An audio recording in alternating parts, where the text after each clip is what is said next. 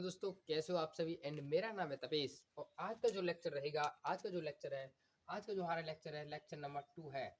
Lecture number 2 class 10th, यहाँ पे लिख सकते हैं हम क्लास 10th का जो टॉपिक है। आज की जो हमारी एनसीईआरटी की हेडिंग है, वो आज की हमारी हेडिंग है 1.12 और उसका नाम है संतुलित रासायनिक समीकरण का महत्व। आज हमें उसके बारे में जानना है कि संतुलित रासायनिक समीकरण का महत्व क्या होता है। उस हेडिंग को आज हम कवर करेंगे। क्या है हेडिंग हमारी?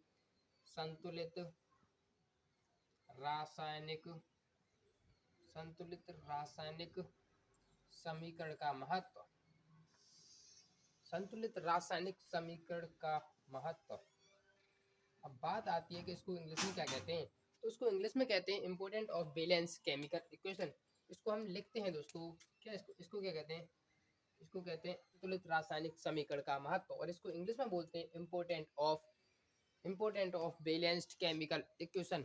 तो दोस्तों आज मैं आपको बता दूं ये हमको क्या कहना चाहता है कि संतुलित रासायनिक समीकरण का महत्व। तो दोस्तों आज मैं आपको सबसे पहले बता देना चाहता हूं कि मेरी इतने दिनों से वीडियो ना आने का कारण ये है कि कुछ दिनों पहले मेरे दादाजी का निधन हो गया था, इसलिए मैं वीडियो बनाने के लिए टाइम नहीं मिल रहा था दोस्तों।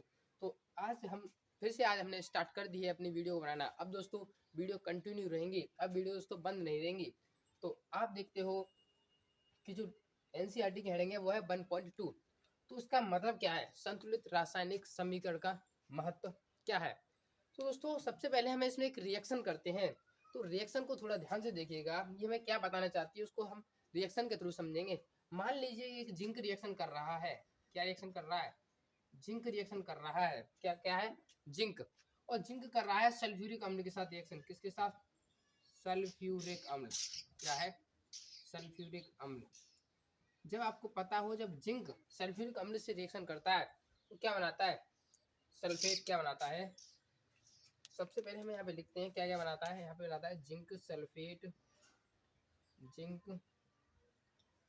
Sulphate plus hydrogen gas. Zinc sulphate plus hydrogen gas. तो यहाँ पे दोस्तों इसको हम प्रतीक करते हैं, इसको हम रिप्रेजेंट करते हैं कि जिंक को कैसे प्रेजेंट करते हैं। सबसे पहले बता दूं आपको जिंक का क्या साइन होता है? Zn। और सल्फ्यूरिक अम्ल का जो फॉर्मूला होता है वो क्या होता है? H2SO4। और दोस्तों मैंने आपको पहले बताया होगा जब यदि जिंक क्या है? एक धातु है। जिंक क्या है? एक धातु है। जब धातु ये क्या है? एक अम्ल है, सल्फ्यूरिक अम्ल। नाम में ही छिपा हुआ है इसके, सल्फ्यूरिक क्या लिखा हुआ है? अम्ल। तो जब भी धातु क्या है? ये एक मेटल है। क्या है? कि धातु है। जब धातु किसके साथ रिएक्शन कर रही है? अम्ल के साथ। इसके साथ अम्ल के साथ। तो यहाँ पे कंपाउंड या कुछ भी बन सकता है, कंपाउंड बनता है, प्लस यहाँ पे हाइड्रोजन गैस निकलती है। क्या निकलती है? Hydrogen gas. तो यहाँ पे सोडियम ने किसके साथ रिएक्शन की? सोडियम ने H2 को हटा दिया यहाँ से। तो और यहाँ पे सोडियम किसके साथ जुड़ गया? SO4 के साथ। SO4 के साथ। तो यहाँ से बना है जिंक सल्फेट ZnSO4। प्लस यहाँ से हाइड्रोजन गैस अलग निकल गई। क्या हो गई? हाइड्रोजन गैस निकल गई। ये हाइड्रोजन गैस निकल जाती है। क्या होगी? हाइड्रोजन गैस निकल जाती है। अब इसको यहाँ पे जो हेडिंग है हमारी संतुलित रासायनिक समीकरण का महत्व, तो इसको थोड़ा ध्यान से समझिएगा। यहाँ पे लिखा हुआ है संतुलित रासायनिक समीकरण। तो संतुलित का मतलब क्या है? संतुलित का मतलब होता है बराबर करना। संतुलित का मतलब होता है बराबर। और हमें बराबर क्या करना है? रासायनिक समीकरण। तो ध्यान से देखिएगा, इसका मतलब है कि मैंने आपको बताया होगा लेफ्ट हैंड साइड और राइट हैंड साइड, LHS और RHS के बारे में।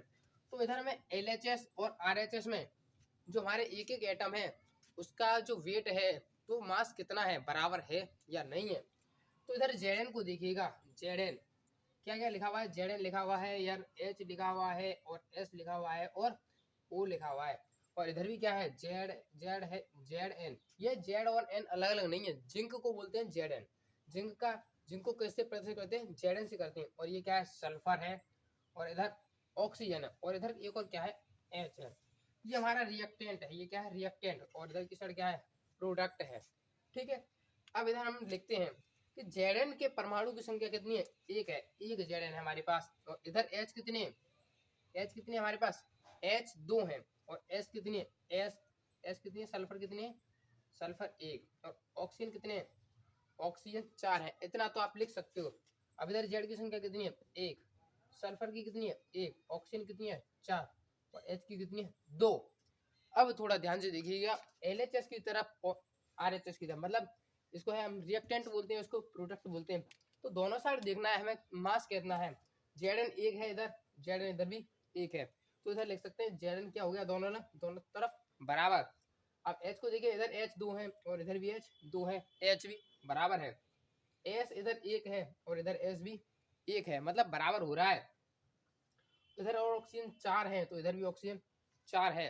इसका मतलब हमने देखा कि दोनों तरफ प्रोडक्ट की तरफ और रिएक्टेंट की तरफ, दोनों की तरफ जो परमाणु की जो संख्या है हमारे दोनों कैसी है, बराबर।